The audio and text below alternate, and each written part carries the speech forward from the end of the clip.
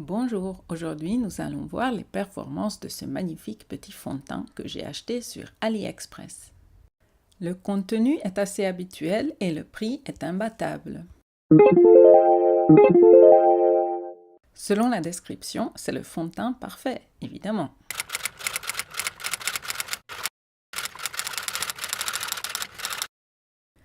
Par contre, je vais devoir corriger la couleur car vous allez voir que ce n'est pas possible de l'utiliser tel quel. Il existe 10 couleurs différentes, mais on ne peut pas se fier à la description, malheureusement.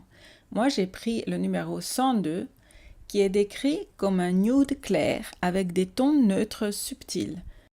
Nous avons 3 participants qui vont nous aider à faire les démonstrations de couleurs. Applaudissons-les pour les encourager. Merci. Comme vous pouvez voir, ils sont tous les 3 très clairs, mais ils ont des tonalités très différentes. Celui à droite vire un petit peu vers le jaune, celui du milieu c'est ce que j'appellerais neutre, et notre fond de teint d'aujourd'hui est carrément rose. Comme vous pouvez le voir, il peut y avoir de grandes différences, même si tous les 3 sont des fonds de teint très clairs. Ce n'est pas grave, diriez-vous, car le rose va vous donner un teint plutôt pêche. Mais vous vous trompez, il va vous rendre grisâtre et vous allez avoir l'air malade. Mais pas de panique, pour corriger cela, je vais prendre un tout petit peu de colorant alimentaire jaune. Alors celui-ci est très fort, donc je vais prendre la plus petite quantité possible. Et je vais mélanger cela avec mon fond de teint. Et là, vous allez voir la magie apparaître. Regardez comme je suis forte, c'est exactement ma couleur. Regardez comme elle se fond dans ma peau. Je suis la reine des couleurs.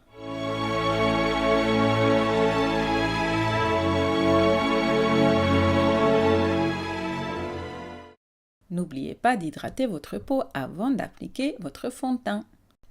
Ce n'est pas la peine d'investir trop, c'est l'eau et la glycérine qui font le travail. Ce sont les 2 composants de base de n'importe quelle crème hydratante bon marché.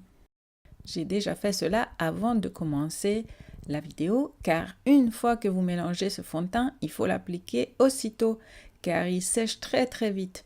Donc je procède par petites quantités et par petites zones. Je l'étale aussi vite et aussi bien que je peux avec mes doigts avant de passer à une autre zone.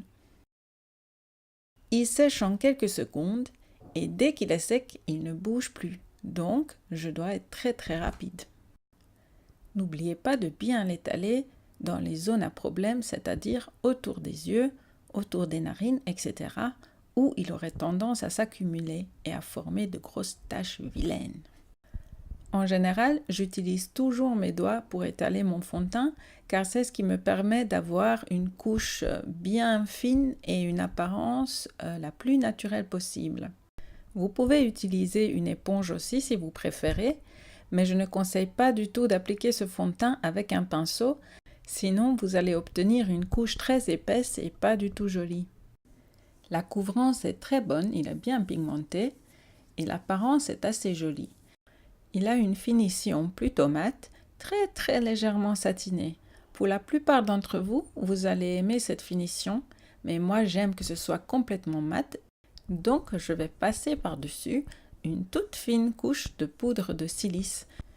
J'ai acheté ceci sur Aromazone et à vrai dire, elle mérite une vidéo séparée, donc je ne vais pas m'attarder là-dessus. Je vais appliquer la plus fine couche possible et surtout au centre du visage pour commencer. Ensuite, j'utilise ce qui reste dans le pinceau pour passer un petit peu partout. Elle me permet de lisser encore plus la peau et avoir un résultat encore plus mat. Il y a une seule zone un peu critique, sur l'arête du nez. Et je ne sais pas pourquoi, parce que ma peau là n'est pas spécialement plus sèche qu'ailleurs. Alors j'ai un peu triché, j'ai été à la gym et il fait 30 degrés dehors. Donc ça a un petit peu souffert, surtout autour des narines. Mais pas de panique, nous allons faire une petite retouche. Cette fois, j'utilise mon petit pinceau Zoeva pour appliquer un tout petit peu de fond de teint. Donc c'est le même produit et je l'étale aussi bien que je peux. Remarquez, j'ai pris très peu de produit. Ensuite, avec ce qui reste sur le pinceau, je passe aussi sur les cernes. Évidemment, la couvrance est meilleure avec un pinceau, mais la couche sera un petit peu plus épaisse. Belle couvrance, très belle couvrance. Ensuite, je passe quand même avec mes doigts et je tapote. Je presse le produit bien dans la peau. Je ne frotte pas, je tapote. Comme vous pouvez le voir, avec une petite retouche, tout est retourné dans l'ordre. J'applique aussi un petit peu de blush en plus parce que sinon je me trouve toujours beaucoup trop pâle. Ça donne un petit côté frais. Et voilà. Parfait. C'est reparti pour le reste de la journée. On se voit tout à l'heure, en fin de journée.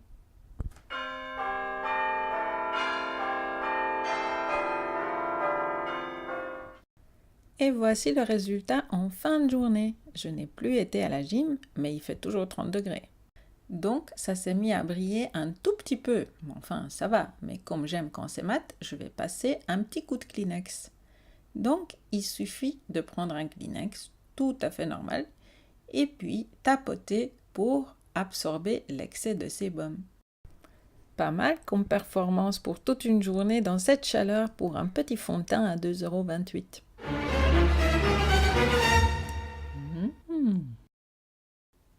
Voyons donc les prétentions de ce fameux fond de teint.